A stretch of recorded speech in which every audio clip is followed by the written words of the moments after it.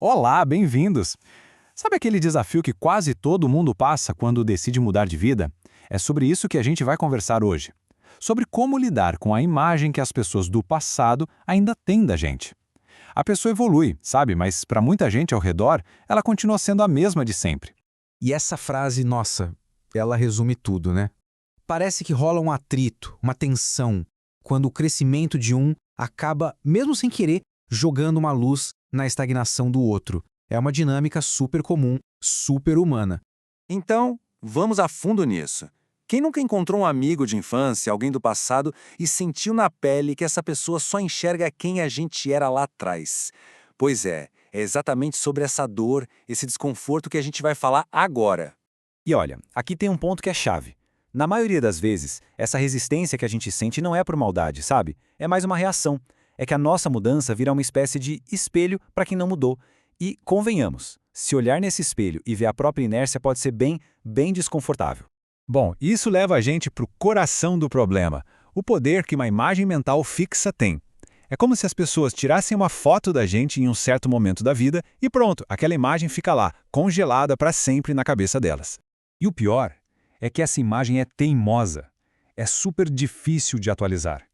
Depois que essa percepção se forma nossa, vira uma barreira psicológica gigante. Fica quase impossível fazer com que aceitem a nova fase. Quer ver um exemplo poderoso disso? Está na Bíblia. Quando Jesus volta para Nazaré, a cidade onde ele cresceu, e começa a ensinar, o que acontece? As pessoas não conseguem ver o mestre. Elas olham para ele e veem o quê? Ué, mas esse não é o carpinteiro, filho de Maria? A identidade antiga dele era forte demais. E é exatamente esse conflito que a gente vê aqui. De um lado, a percepção do passado, o carpinteiro. Do outro, a realidade do presente, o sábio. Essa é a grande batalha de quem está em transição, né? Lutar contra a imagem antiga para que a nova identidade possa finalmente aparecer. Tem uma metáfora que eu acho incrível para explicar certas relações. A do andaime. Pensa só, algumas pessoas na nossa vida são como andaimes. Elas são essenciais para uma certa fase da construção, sabe? Dão suporte, ajudam a gente a subir, a se erguer. Fundamentais.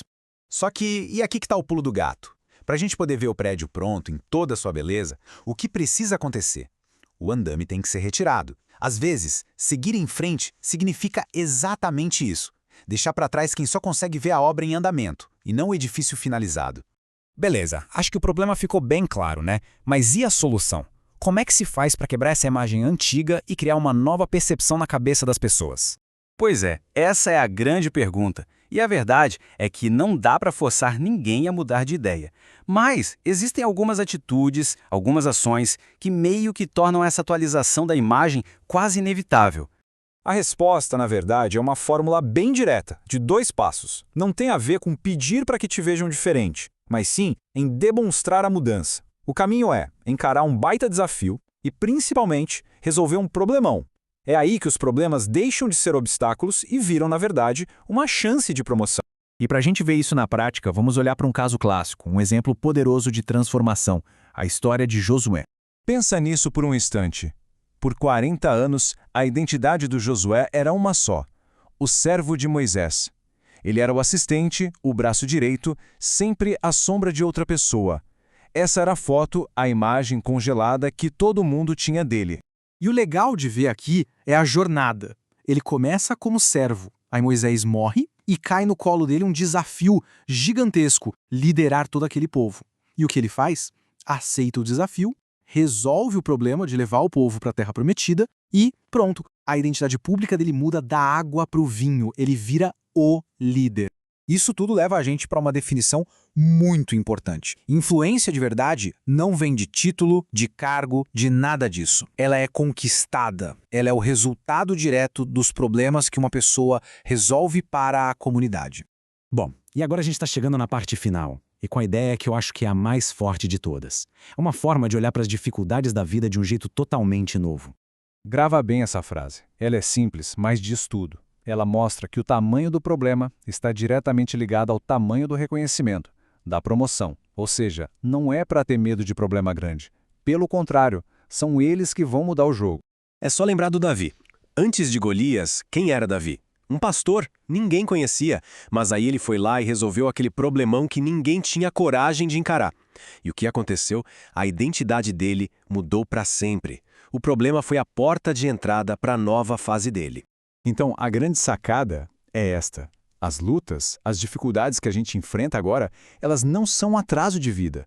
Muito pelo contrário, elas são a matéria-prima, sabe? São as ferramentas necessárias para construir a próxima fase, uma fase melhor.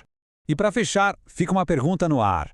Olhando para os obstáculos da vida, para os desafios que estão aí na nossa frente, qual deles não é só um problema, mas pode ser, na verdade, uma promoção disfarçada? Qual desses desafios tem o poder de definir a nossa próxima fase?